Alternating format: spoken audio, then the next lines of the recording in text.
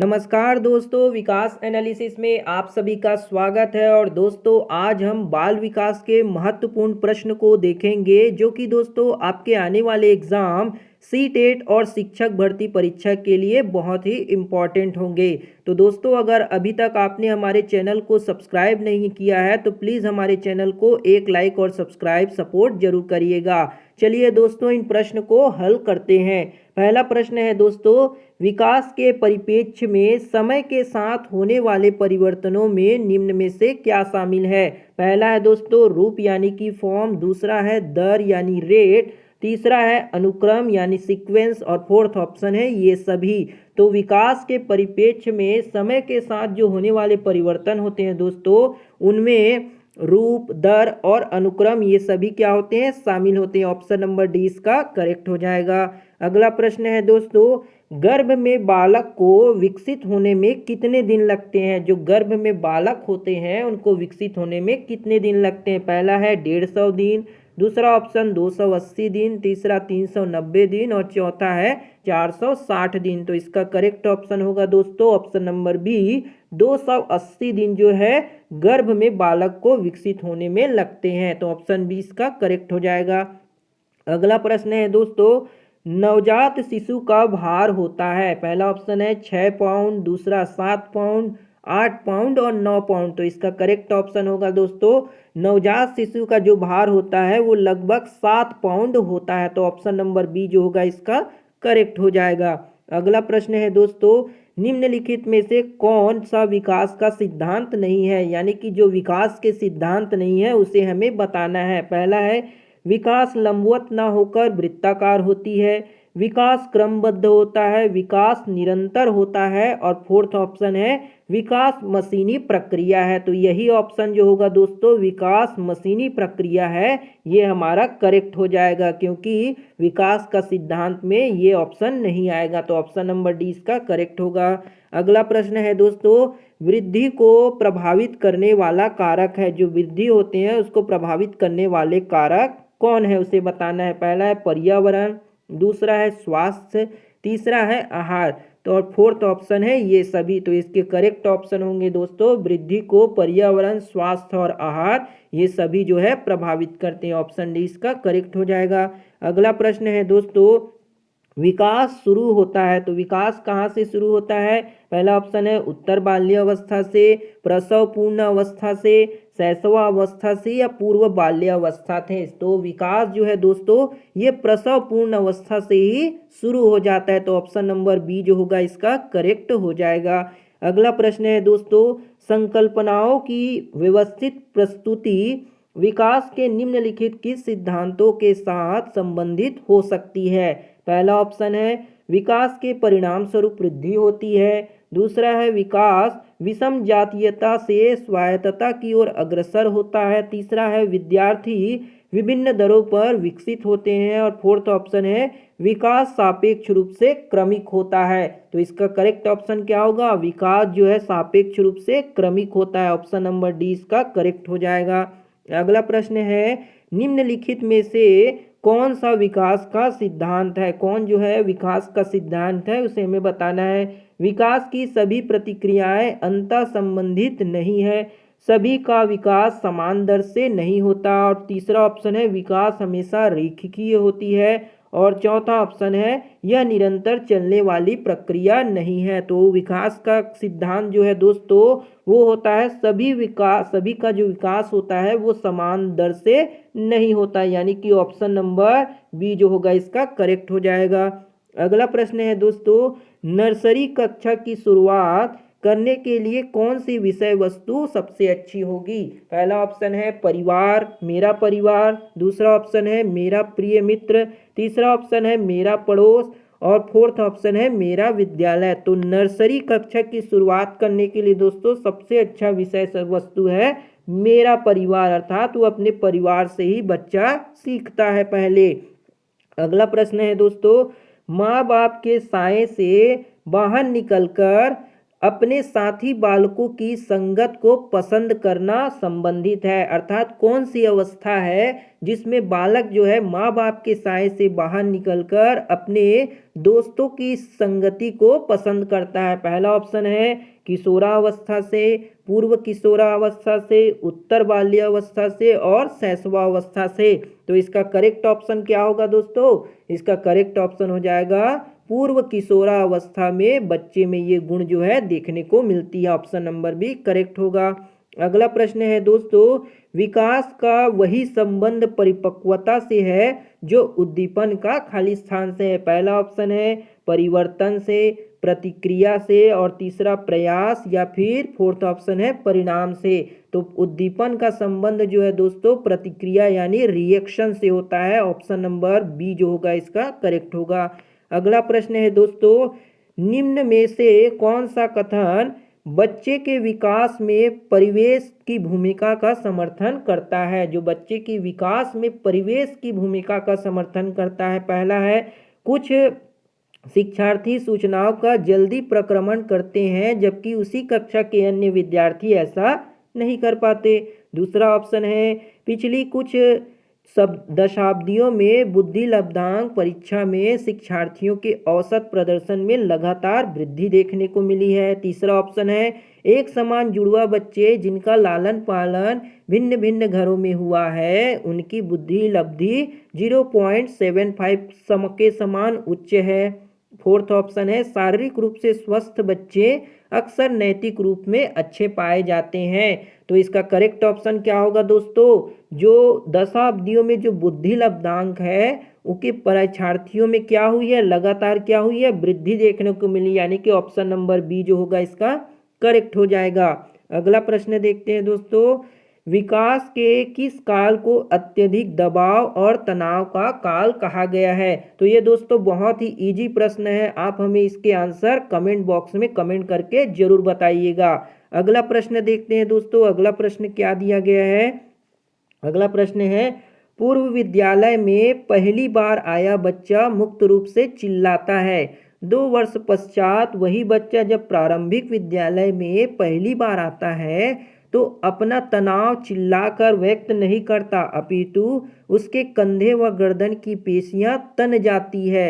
उसके इस व्यवहारिक परिवर्तन का क्या सैद्धांतिक आधार हो सकता है? तो पहला ऑप्शन है दोस्तों विभेद एवं एकीकरण विकास के लक्षण, विकास क्रमिक प्रकार से होता है, तीसरा है विकास निरंतरीय होता है और फोर्थ ऑप्शन है अलग अलग लोगों में विकास भी भिन्न रूप से होता है।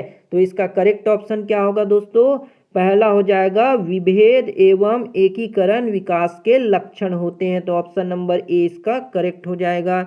अगला प्रश्न देखते हैं दोस्तों, अगला प्रश्न है शिक्षण का विकासात्मक परिप्रेक्ष्य शिक्षकों से यह मांग करता है कि वे खाली स्थान करते हैं। पहला ऑप्शन है इस प्रकार का अधिगम उपलब्ध कराए जिसका परिणाम केवल संज्ञानात्मक क्षेत्र के विकास में हो।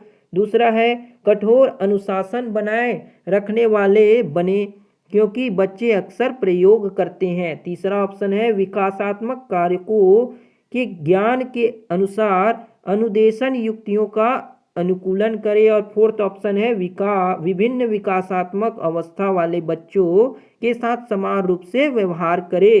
तो इसका करेक्ट ऑप्शन क्या होगा दोस्तों? विकासात्मक कारकों के ज्ञान के अनुसार अनुदेशन युक्तियों का अनुकूलन करे, यानी कि ऑप्शन नंबर सी इसका करेक्ट हो जाएगा। अगला प्रश्न देखते हैं दोस्तों, निम्नलिखित में से कौन प्रारंभिक बाल्यावस्था अवधि के दौरान उन भूमिकाओं एवं व्यवहारों के बारे में जानकारी प्रदान करते हैं जो एक समूह में स्वीकार करते हैं? तो पहला ऑप्शन है भाई बहन एवं अध्यापक, अध्यापक एवं साथी, साथी एवं माता पिता, फोर्थ ऑप्शन है माता पिता एवं भाई बहन। तो इसका करेक्ट ऑप्शन क्या होगा दोस्तों? ये हो जाएगा माता पिता और भाई बहन जो होते हैं वो एक समूह में स्वीकार्य करते हैं। तो ऑप्शन नंबर डी इसका करेक्ट हो जाएगा। अगला प्रश्न देखते हैं दोस्तों, निम्नलिखित में से कौन सा आयु समूह परिवर्ती बाल्यावस्था श्रेणी के अंतर्गत आता है? तो बाल्यावस्था समूह परिवर्ती में कौन सी श्रेणी में आता है पूछा गया है। पहला ऑप्शन है 11 से 18 वर्ष तक, 18 से 24 वर्ष तक और जन्म से 6 वर्ष तक। और फोर्थ ऑप्शन है 6 से 11 वर्ष तक। तो इसका करेक्ट ऑप्शन क्या होगा? 6 से 11 वर्ष तक जो होती है परिवर्ती बाल्यावस्था की श्रेणी में आते हैं। ऑप्शन नंबर डी इसका करेक्ट हो जाएगा।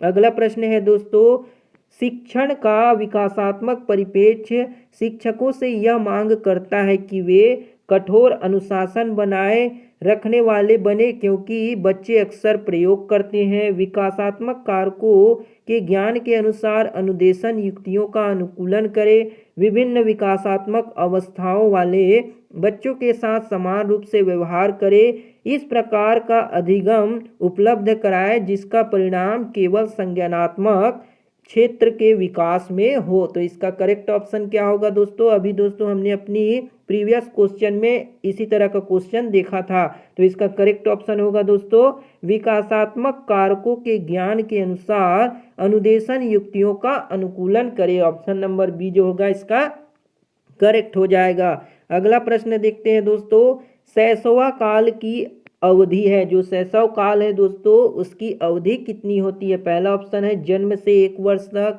जन्म से 2 वर्ष तक, जन्म से 3 वर्ष तक या फिर 2 से 3 वर्ष तक। जो शैशव अवधि है उसकी काल कितनी होती है? तो इसका करेक्ट ऑप्शन क्या होगा दोस्तों? ये जन्म से 2 वर्ष तक होते हैं, यानी कि ऑप्शन नंबर बी इसका करेक्ट हो जाएगा। अगला प्रश्न है दोस्तों, विकास खाली स्थान से खाली स्थान की ओर बढ़ता है। पहला सामान्य से विशिष्ट की ओर, जटिल से कठिन की ओर, विशिष्ट से सामान्य की ओर या फिर साधारण से आसान की ओर। तो इसका करेक्ट ऑप्शन क्या होगा दोस्तों? विकास जो होता है वो सामान्य से विशिष्ट की ओर बढ़ता है। ऑप्शन नंबर ए इसका करेक्ट हो जाएगा।